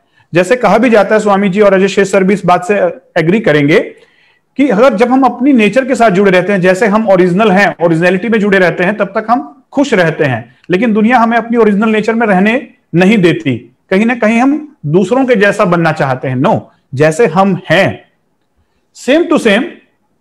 ये बायोफील्ड जो बातें की गई, ऑरा की, तेजस की, ओजस की, क्या ये बातें ओजस्वी तेजस्वी बोलना केवल ये वर्ड्स हैं या ये साइंस है? तो बायोफील्ड के द्वारा हम आपके ऑरा को मेजर कर सकते हैं। दूसरी machine GDV biofield viewer and GDV बायोवेल, जिसके द्वारा आप अपने ऑरा को देख सकते हैं और देखकर उसमें से इंफॉर्मेशन निकाल सकते हैं। आपके अंदर में 72,000 नाड़ीज जो हैं उनको देख सकते हैं, उनकी एनर्जी वोल्टेज कैलकुलेट कर सकते हैं, कहां कहां पर गड़बड़ है। यानी जो बातें योग में कही गई हैं वो आज के समय में टेक्नोलॉजी, क्वांटम फिजिक्स उसे साइंटिफिक वे में बता रहा है। दूसरा मेरा पॉइंट यह है कि आज हम जो 21st century stress, anxiety, depression और डिजीज की सेंचुरी है, मॉडर्न टेक्नोलॉजी के साथ साथ हमें पुरानी साइंसेस को इंटीग्रेट करना होगा, लेकिन पुराने तरीके से नहीं, मॉडर्न वे में, ताकि हम आज की लाइफ को healthy, happy, fulfilled life wealthy life बना सकें, खुशी भी मिले। जैसे अजय शेष सर ने कहा, फन भी रहना चाहिए, यानी आपका पैशन भी होना चाहिए, पैशन के साथ साथ पर्पस भी होना चाहिए, पर्पस के साथ साथ प्रोफेशन भी होना चाहिए, और इतनी जल्दी नहीं मिलती सक्सेस, परसिस्टेंस भी होनी चाहिए। ये चारों पी जब आप लेके चलेंगे एक साथ, तो लाइफ में सारी चीजें मिलेंगी। यानी कहने का मतलब, मैं इन चीजों को साइंटिफिक वे में इंटीग्रेट कर रहा हूं। हेल्दी लाइफ कैसे जी जाए, माइंड को भी साइंटिफिक वे में समझना पड़ेगा। कॉन्शियस माइंड होता क्या है, सब कॉन्शियस माइंड होता क्या है, अनकॉन्शियस माइंड होता क्या है, इंटेलेक्ट जिसे हम बुद्धि कहते हैं, विवेक कहते हैं, क्या वो मेटाफिजिकल एंटिटी है और उसे देखा जा सकता है बायोफील्ड के द्वारा? यस, देखा जा सकता है। ओजस, तेजस और प्राणा, जिसको हम बोलते हैं ओजस्वी बालक, तेजस्वी बालक, आयुर्वेद में वेदा पल्स के द्वारा आप अपना ओजस कैलकुलेट कर सकते हैं, तेजस कैलकुलेट कर सकते हैं। ये वर्ड्स नहीं है, ये साइंस है, और हमारे ऋषि मुनि बहुत बड़े साइंटिस्ट थे। और इसीलिए मुझे लगता है ये सारी साइंसेस को अंडर वन रूफ लाना बहुत इंपॉर्टेंट है। देखिए, सारी साइंसेस, बहुत सारे लोग बातें कर रहे हैं, कोई आयुर्वेद की बात कर रहा है, कोई योग की बात कर रहा है, कोई बिजनेस ट्रेनर है, कोई हेल्थ ट्रेनर है, कोई फिटनेस ट्रेनर है, लेकिन हम सारों को एक साथ योगिक वे में, इंटीग्रेटेड वे में और साइंटिफिक वे में कैसे ला सकते हैं? शायद ये जो आज इनिशिएटिव हुआ है 3 मास्टर्स का, और उसको साइंटिफिक वे में अंडर वन रूफ लाकर हम लोगों को बताएंगे कि कैसे आप अपनी 7 डायमेंशन को एक साथ अचीव कर सकते हैं, माइंड, ब्रेन, बॉडी, सोल को अलाइन कर सकते हैं। जैसे अजय शेष सर ने कहा कि 4 कार के पहिए, व्हील, चारों का होना जरूरी है, लेकिन वो चारों पहिए अगर अलाइन नहीं है, अलाइनमेंट गड़बड़ है, चारों के ठीक होने के बावजूद भी गड़बड़ हो जाएगा। तो हमने ये भी कोशिश किया है कि आपकी इनर अलाइनमेंट, आउटर अलाइनमेंट दोनों को एक साथ लाया जाए। मतलब जो लाइफ की डायमेंशन है उन्हें अलाइन भी करना होगा, सारी डायमेंशन पे इंडिविजुअल वर्क करना होगा, फिर उनको एक साथ जोड़कर अलाइन करना होगा। चारों चक्के सही होने के बाद इनर अलाइनमेंट सही, और हायर सेल्फ के साथ कनेक्शन। तो हमारा ये प्रयास है कि इन सारी बातों को, जो फिलोसफिकल बातें थी, साइंटिफिक वे में लाया जाएगा, फिर उसके बाद उन्हें मॉडर्न बनाया जाएगा। जो आज डे टू डे लाइफ में स्पिरिचुअलिटी को लेकर लोग परेशान हैं, एनलाइटनमेंट को लेकर परेशान हैं, लोग बिजनेस को लेकर परेशान हैं, हेल्थ को लेकर परेशान है, सोशल रिलेशनशिप को लेकर परेशान है, इन सारी चीजों को practical spirituality, practical enlightenment, practical day to day health कैसे अचीव की जाए। सीधी बात, नो बकवास, फालतू की बातें नहीं, मार्केटिंग स्टंट नहीं। हम यहां पर बात करेंगे सीधी बात, जो दिल से निकलेगी और सही होगी और साइंटिफिकली प्रूफ होगी, लॉजिकली आप उस बात के साथ एग्री करेंगे। ये सारी चीजें हम अंडर वन रूफ लेकर आएंगे इस पॉजिटिव हेल्थ जोन A2A के साथ लाइफ कैंपस प्रोग्राम में। Thank you sir. आपने बात किया inner alignment and outer alignment. And outer alignment के लिए सर एक डिसिप्लिन्ड बिहेवियर, जैसे हेल्थ के लिए, स्वास्थ्य के लिए, डिवाइन पावर के लिए, एक disciplined behaviour is very important. Outer world में अगर हम काम करने जा रहे हैं, चाहे वो बिजनेस, चाहे कोई भी ऑक्यूपेशन हो, तो one discipline behaviour is very important, like knowledge, attitude, communication skills, all the things are very very important. So I want to know something about these particular outer behavior. अगर sir occupation में जाते हैं तो knowledge कितना important है, skills कितने important है, और लोग लैक यहाँ पे कहाँ पे कर रहे हैं? Yes sir. मुझसे पूछ रहे हैं आप? इससे Ajay sir, okay, yes sir, right. So आपने बात की डिसिप्लिन की और जो अलाइनमेंट की बात है, राइट। सो मेरी बात को पूर्ण किए, 4 बेहतरीन चक्के हैं, लेकिन एक का डायरेक्शन इधर, एक का डायरेक्शन इधर है, तो कार कैसी चलेगी, राइट। सो चक्कों का बेहतरीन होना ही जरूरी नहीं, उनका आपस में तालमेल भी जरूरी है, करेक्ट है। So again in the same way, ये जो हम अपना जिंदगी जी किस प्रकार से रहे हैं, मतलब कि अगेन जो हमारी पूरी जो दिनचर्या से लेकर के सब कुछ कितना अलाइंड है हमारे विजन से। ठीक है, हम बात विजन की कर रहे हैं, बट हमारा ईटिंग हैबिट्स अलग है, हमारी ये हैबिट्स अलग है। सो डिसिप्लिन वो सब चीजों को जो एक साथ लेकर के आए, वो उस पे फोकस रहना वो बहुत जरूरी है। डिसिप्लिन का मतलब, डिसिप्लिन की अगर मैं बात करूं तो बेसिकली क्या है? फोकस। मैंने एक जगह सुना था, मेरे वन ऑफ माय एक ट्रेनर है जिनको मैं फॉलो करता हूं, उनका कहना है time is not the most valuable asset, focus is the most valuable asset. और ये कितनी बात सही है। टाइम सबको बराबर मिला है, 24 घंटे सबको मिले हैं, हम सबको चारों को 24 घंटे मिले हैं, तो कौन कहता है टाइम नहीं है मेरे पास? टाइम 24 घंटे सबको मिला है। अंबानी को भी दिन के 24 घंटे मिले, एक भिखारी को भी दिन के 24 घंटे मिले हैं। उन 24 घंटों का यूज कैसा होता है, वो टाटा को एक टाटा बनाता है और एक भिखारी को भिखारी बनाता है, और या एक अच्छे भले व्यक्ति को भिखारी बना सकता है। सो फोकस क्या है? वो टाइम का सही यूटिलाइजेशन फॉर अ फ्यू वर्दी थिंग्स इन लाइफ। यही तो डिसिप्लिन है। अगर आप चार चीजों के पीछे भागोगे, means you are not disciplined. Disciplined और फोकस एक ही सिक्के के दोनों पहलू हैं, राइट? सो कुछ चीजों पे फोकस होना और अपनी पूरी जिंदगी को उन चीजों पे फोकस करना जिसमें से बिजनेस एक हो, क्योंकि अर्थ प्राप्ति बहुत जरूरी है। अल्टीमेटली अगर आपको सेवा भी करना है तो आपके पास में पैसा होना चाहिए। अगर आपको सेवा भी करना है तो अच्छा भला एक बिजनेस होना चाहिए जिससे बचा हुआ पैसा आप सेवा कर सके। अदरवाइज बिना इनकम के अगर आप सेवा करते हैं तो एक दिन खुद ही प्रार्थी बन जाएंगे। आर यू अंडरस्टैंडिंग मैं क्या कह रहा हूं? बड़ी सेवा कौन कर सकता है? जो बड़ा पैसा कमा सकता है। सीधी सी बात है। किसी को मांग के किसी को देना वो नहीं। अभी वो डाकू नहीं रहे कि अमीरों को लूट करके गरीबों में बांटते थे। नो, मुझे ज्यादा सेवा करना है तो मुझे क्या करना होगा? मुझे ज्यादा पैसा कमाना पड़ा, मुझे ज्यादा डिसिप्लिन वे से अपने बिजनेस को चलाना पड़ेगा। As simple as that. अर्थ प्राप्ति बहुत जरूरी है, क्योंकि सांसारिक जीवन में हमको रहना है, और वो तभी हो सकता है जब हमारा लाइफ का एक वो लाइफ और बिजनेस का लाइफ का एक फोकस हो और बिजनेस का एक फोकस हो। So focus is more valuable then time, because time सबको बराबर मिला है। फोकस जो कर सकेगा, and focus is discipline. What is focus? What is discipline?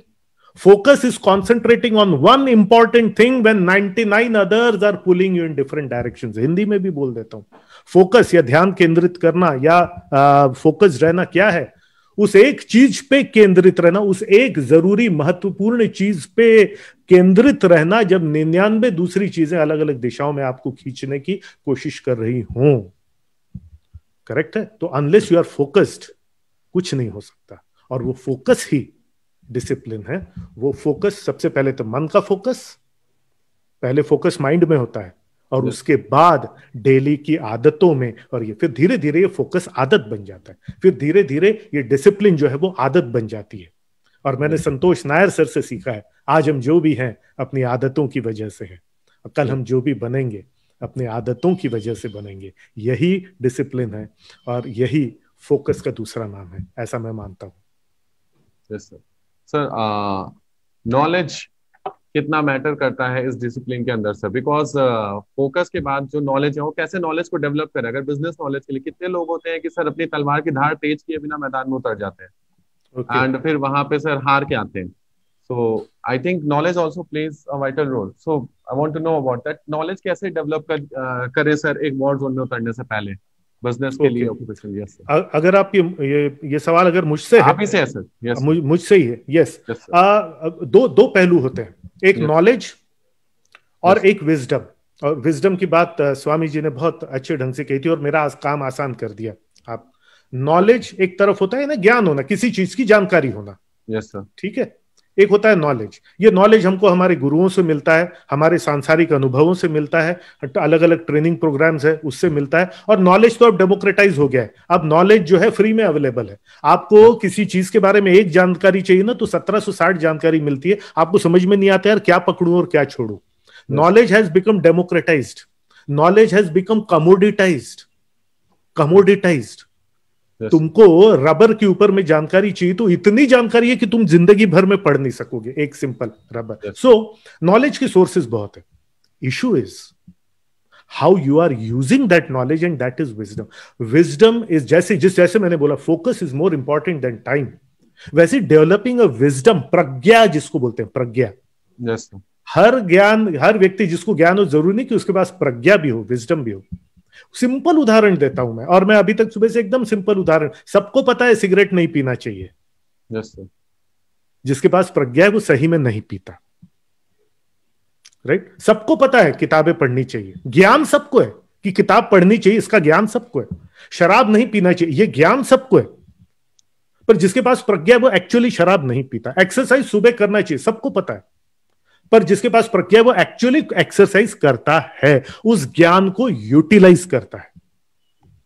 Training ले लेने से कुछ नहीं होगा अगर आप उसको यूटिलाइज करके विजडम के लेवल तक नहीं जाओगे। आर यू अंडरस्टैंडिंग मैं क्या कहने की कोशिश? तो ज्ञान तो मिलता है, ज्ञान इजीली मिल जाएगा आपको, जस्ट कुछ उंगलियां हिलाने की जरूरत है और ज्ञान आपके सामने। सो ज्ञान लेना भी आवश्यक है, बट मोर इंपॉर्टेंटली नाउ, पहले क्या होता था, एग्रेरियन एज था, जिसके पास खेती थी वो ज्यादा ताकतवर माना जाता था। ठीक है, खेती और कैटल जिसके पास में ज्यादा, मवेशी ज्यादा रहते थे, वो पावरफुल माना जाता था। उसके बाद में आया इंडस्ट्रियल एज, जिसके पास मशीनें हैं, इंडस्ट्री है, वो पावरफुल था। फिर इंडस्ट्री और ये पूरा मैकेनाइज हो गया, सब हो गया। फिर नॉलेज एज आया, जिसके पास नॉलेज है, प्री इंटरनेट एज में नॉलेज जिसके पास है वो इंडस्ट्रीज खोल सकता है, वो ये खोल सकता है, तो नॉलेज एज आया। Now knowledge has also become democratised, now knowledge has also become commoditised, free है knowledge. Now is the age of wisdom. One who can utilize the knowledge for his own benefit and for the benefit of the world through his business, through his body, through his this thing is wisdom. तो मैं हमेशा अपने आप को knowledge worker से ज्यादा एक wisdom worker मानता हूं। अब विजडम एज आ गया, I want to contribute to the wisdom age. Knowledge, मैंने जो बातें कही, ये बातें कही, ये सब कही, वो सब फ्री में यूट्यूब वीडियोस अवेलेबल है। फिर क्यों लोग हमको देख रहे हैं यहां पर? They are looking to us for wisdom. आज स्टूडेंट के पास टीचर से ज्यादा नॉलेज है, पेशेंट के पास डॉक्टर से ज्यादा नॉलेज है, कितनी दवाइयां होती, क्या होती, पर डॉक्टर के पास विजडम है कौन सी दवाई कब यूज करना। Yes sir, that is the wisdom that we are talking about. मैं अपने तरीके से वो विजडम देता हूं कि आपको अपने बिजनेस में यूज कैसे कर सकते हैं, और जब आपके पास पैसा आता है तो फिर आप दुनिया का भला कर सकते हो। उसके लिए अच्छी हेल्थ होनी चाहिए, जो डॉक्टर अनिल बताते हैं, और जो स्पिरिचुअल आध्यात्म, जो सबका कंटेक्स्ट है, पूरी दुनिया का जो कंटेक्स्ट है, कंटेक्स्ट को हिंदी में क्या बोलेंगे, जो संदर्भ है कि ये सब क्यों, वो स्वामी महेश आपको बताएंगे। तो हम तीनों भी एक दूसरे से बहुत ज्यादा सीख रहे हैं, सीखेंगे, और मुझे ऐसा लगता है कि बाकी लोग कितना ग्रहण करेंगे हमसे, ये तो उनके ऊपर में, हम तीनों जरूर एक दूसरे से बहुत कुछ ग्रहण करने वाले हैं। सर बाकी लोगों का तो अपने ऊपर है, उनका विजडम की किस तरीके से उन्होंने बातों को लिया, लेकिन मैं जो समझा सर, एक बहुत ही कंप्लीट जो मिसिंग लिंक था कि सबसे पहले आप जैसे आपने 24 आवर्स की एक बात की थी, 24 आवर्स ही हमारे दिन में होते हैं, तो 24 आवर्स की अगर हम शुरुआत करें तो ब्रह्म मुहूर्त में वो जो ध्यान, मेडिटेशन, वो सारी चीज करके डिवाइन पावर से हमने वो सारी पावर से कलेक्ट किए, देन वो हमारे इंटेलेक्ट को डेवलप किया। इंटेलेक्ट को डेवलप करने के बाद एक अच्छा लाइफ स्टाइल, एक संपूर्ण स्वास्थ्य की तरफ हमने कुछ एक्सरसाइजेस किए, एक अच्छा डाइट लिया और अपने दिन की शुरुआत की, फिर काम करने निकले। तो आप जो अस्त्र और शस्त्र और जो डिसिप्लिन बोल रहे हैं सर, फोकस बोल रहे हैं, उन सारी चीजों के संग हम बाहर गए। तो आई थिंक मैं बोलूंगा कि एक पूरा तैयार होकर निकलना मैदान में, जीवन के क्रिया में, यही है कि सुबह आपने एक कार्य किया, दूसरा किया, तीसरा किया, और इन तीनों पे आप लोगों ने बहुत अच्छा आज गाइड किया है। एक पूरा मिसिंग लिंक था जो कंप्लीट हो रहा है यहाँ पे, सुबह से लेकर शाम तक उस 24 घंटे का जो शेड्यूल है, आई थिंक वो हमें लाइफ कैंपस सिखा रहा है कि वो 24 घंटे का हमारा शेड्यूल कैसा होना चाहिए। एंड मैं चाहूंगा कि अनिल सर प्लीज आप इस पर जरूर कुछ बोलिए लास्ट में सर, एंड फिर एक मैसेज के साथ इस सेशन को एंड करेंगे, क्योंकि जो हमारा टाइम है और आपका टाइम भी बहुत इंपॉर्टेंट है तीनों लोगों का। एंड देन मैं अपने दर्शकों से ये प्रॉमिस करता हूँ कि ये शोज अब रेगुलर आने वाले, इवन लाइव कैंपस से स्टार्ट होने वाला है, ऑनलाइन एंड ऑफलाइन भी बहुत जल्दी। सो यस अनिल सर, ये जो मिसिंग लिंक था जो मुझे समझ में आया सर, प्लीज इसके बारे में कुछ बोलिए सर। ये कहना चाहूंगा, बहुत सारी साइंसेज हैं जिसको हमें पता ही नहीं है, और जैसा डॉक्टर अजय शेष सर ने कहा कि नॉलेज भरमार है। 21st century is the century of information and technology, लेकिन दोनों ही ओवरलोडेड हैं, बोथ आर ओवरलोडेड। तो हमें यह समझना है राइट नॉलेज और राइट इंफॉर्मेशन और राइट वे इंप्लीमेंटेशन। गीता में कहा गया है wrong thinking is the only problem in life and right knowledge is the only solution.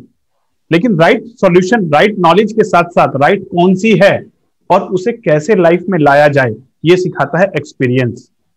मेरा अपनी लाइफ के एक्सपीरियंस, जैसा मैंने अपनी हेल्थ की प्रॉब्लम्स को समझा, दूसरों की प्रॉब्लम्स को समझा, अजय शेष सर का एज ए एंटरप्रेन्योर एक्सपीरियंस और स्वामी महेश जी का स्पिरिचुअल एक्सपीरियंसेस जो उनको अनुभव हुए, वो विजडम है, वो विजडम हम आपके साथ शेयर करने वाले हैं आने वाले दिनों में। और चाहेंगे कि ये विजडम आप लोग practical day to day life में प्रैक्टिकल वे में इसे इंप्लीमेंट करें। आज 21st century, sad century, information technology भरमार, खुद के साथ जुड़ना और डिवाइन पावर के साथ जुड़ना बहुत इंपॉर्टेंट है। खुद पर विश्वास, खुदा का साथ, हर मंजिल आएगी तेरे पास, ये मेरी पर्सनल लाइफ फिलॉसफी है और इस फिलॉसफी के साथ मैं आप लोगों को जोड़ना चाहता हूं। जुड़िए आप भी खुद के साथ और उस खुदा के साथ, और ट्रेनिंग देने के लिए, विजडम देने के लिए ये मास्टर्स आपके साथ हमेशा जुड़े रहेंगे। Thank you Sarvesh. Thank you sir. And कहीं ना कहीं मेरे दिमाग में फिर एक बात क्लिक किया सर अभी बात सुनते सुनते कि एक जो यहाँ ये पूरा प्रोसेस है जो तीनों मास्टर के थ्रू ट्रेनिंग मिला, एक तो हम जितने दिन तक इस फिजिकल बॉडी के अंदर है जो सोल है, उतने दिन तक ये 24 घंटे का शेड्यूल हमें मिल रहा है एक हेल्दी, हैप्पी, वेल्दी लाइफ जीने के लिए। एंड देन अगर जो स्पिरिचुअल कोफिशिएंट है, हमारा कोशिएंट अगर वो स्ट्रांग होता है, तो ये बॉडी से जाने के बाद भी या नई बॉडी में आने के साथ भी, तो ये ट्रेनिंग यहीं पे खत्म नहीं हो रही है। मैं इसके बारे में स्वामी जी से जरूर पूछना चाहूंगा कि ये तो बहुत लंबा कनेक्शन जाएगा सर फिर, अगर ये लाइफ भी अच्छी, आगे की लाइफ भी अच्छी, क्योंकि एनर्जी से ही कनेक्शन है हमारे सारे जितनी भी जिंदगी है सर। तो प्लीज इस पे थोड़ा सा प्रकाश डालो और दर्शकों से बोलूंगा थोड़ा ध्यान से सुनिएगा इस बात को। मैं इसके पहले कि स्वामी जी बोले, मैं बताने वाला हूँ स्वामी जी क्या बताने वाले हैं। स्वामी जी बताने वाले हैं जिंदगी के साथ भी, जिंदगी के बाद भी लाइफ कैंपस। यस सर, जिंदगी के साथ भी, जिंदगी के बाद भी life campus. Yes sir, please sir. देखो, मैं इंजीनियरिंग से योगा के फील्ड में आया, अध्यात्म के फील्ड में आया। तो उसके पीछे मेरे कुछ एक्सपीरियंसेस थे।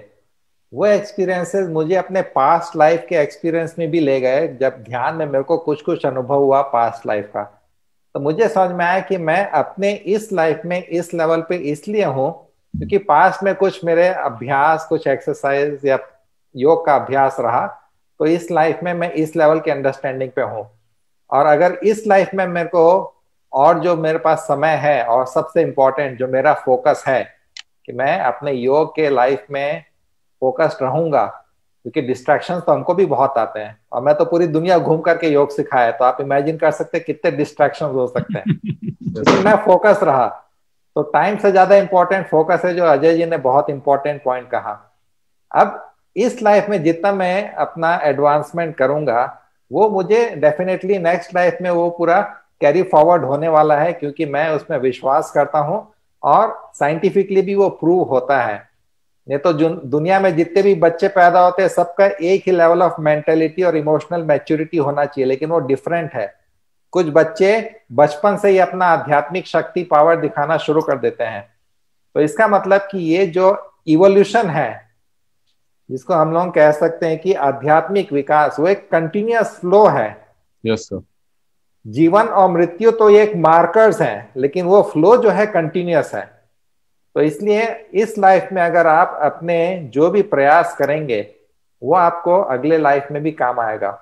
लेकिन गीता की बात लेकर के कहूं तो गीता में भगवान कृष्ण ने खुद ही कहा कि देखो, तुमको अपना पास्ट नहीं पता, तुमको फ्यूचर क्या वो नहीं पता, तुम्हारे सामने जो है वो ये समय है, और ये समय का अगर तुमको सही में प्रॉपर यूटिलाइज करना है, अपना ग्रोथ और इवोल्यूशन करना है, तो सबसे इंपॉर्टेंट है माइंड मैनेजमेंट। तो गीता जो है पूरा माइंड मैनेजमेंट का ही अपना एक कंसेप्ट है, क्योंकि आपका माइंड मैनेज है तो आप हेल्दी रहोगे, आप बिजनेस में अच्छे रहोगे, और आप माइंड को यूज करके अध्यात्म में भी आगे बढ़ पाओगे। तो ये जो डायमेंशन है माइंड का, ये बहुत इंपॉर्टेंट है। और इसमें साथ ही साथ हमको ये भी समझना चाहिए कि जो समत्वम का भाव है वो भी मेंटल लेवल पे ज्यादा है, कि मेरा माइंड सक्सेस और फेलियर में बैलेंस रहे, पॉजिटिव और नेगेटिव में बैलेंस रहे। ये तो आजकल क्या होता है, थोड़ा सा फेलियर अनुभव होता है और देखो आप न्यूज में आते रहता है, सुसाइड कर लिया, थोड़ा सा डिफिकल्टी आया सुसाइड कर लिया, थोड़ा सा सक्सेसफुल हुआ तो ईगो इतना बढ़ गया कि उसके सब फ्रेंड से डिस्कनेक्शन हो गया। तो हम लोग को ये एक बैलेंस रखना जरूरी है। और उसकी परिणति क्या होती है, तो भगवान ने, कृष्ण जी ने उसी में कहा, योगा कर्मसु कौशलम। आप जो भी कर्म करोगे उसमें आपको कुशलता आएगी। मतलब आप चाहे बिजनेस में हो, आध्यात्म में हो, आप अपने हेल्थ को लेकर के कंसर्न हो, उसमें आपकी कुशलता आएगी। वो है wisdom. Knowledge applied for creative evolutionary force is wisdom. ये तो अगर उसका गलत उपयोग हो तो वो टेररिस्ट बन जाते हैं। उनके पास भी नॉलेज बहुत होती है। Yes sir. लेकिन वही नॉलेज को अगर पॉजिटिव क्रिएटिव इवोल्यूशनरी फोर्स के रूप में यूज करें तो वो होता है इवोल्यूशन। तो पास्ट लाइफ से इस लाइफ में आए, इस लाइफ में जो करेंगे वो फॉरवर्ड कैरी होते रहेगा। इसलिए जो आपके पास अवेलेबल है उसको अच्छा कीजिए, और समय सबके पास उतना ही है। कितना आप अपना फोकस ले करके अपने पुरुषार्थ से लाइफ में आगे बढ़ते हैं, वो डिसाइड करेगा कि आप अपने लाइफ में टोटल डायमेंशन में कितने सक्सेसफुल रहेंगे। और सक्सेस, देखिए एक चीज मैं और ऐड करना चाहता हूं, सक्सेस आप किसी से कंपेयर करके मत बनाइए। आप बिजनेस शुरू किए और सोचे कि मैं इतना बड़ा मिलियनर बन जाऊंगा, देखो बिल गेट्स है, ये जेफ बोजेस है, ऐसे अंबानी टाइप का बन जाऊंगा। नहीं, आप पहले अपने फाउंडेशन को तैयार कीजिए। आपको किसी से कंपेयर करने की जरूरत नहीं, आप भी बहुत अच्छे आगे बढ़ते रहेंगे। Yes sir. सर्वेश, मैं यहाँ पर एक चीज देख रहा हूँ। Yes sir. मुझे फ्यूचर अभी से दिखाई दे रहा है कि जैसे बहुत सारी साइंसेज हैं, स्वामी जी ने कहा माइंड की साइंसेज, माइंड से परेशान है तो माइंड की भी साइंसेज हैं, साइकोलॉजी है, न्यूरो लिंग्विस्टिक प्रोग्रामिंग है, हिप्नोथेरेपी है, फिर कुछ कर्मा थ्योरी है, पास्ट लाइफ की थ्योरी है, पास्ट लाइफ रिग्रेशन की थेरेपीज हैं, फिर बिजनेस मैनेजमेंट की साइंसेज हैं, फिर बहुत सारी लाइफ की साइंसेज हैं, हेल्थ मैनेजमेंट की साइंसेज हैं, बायोलॉजी है।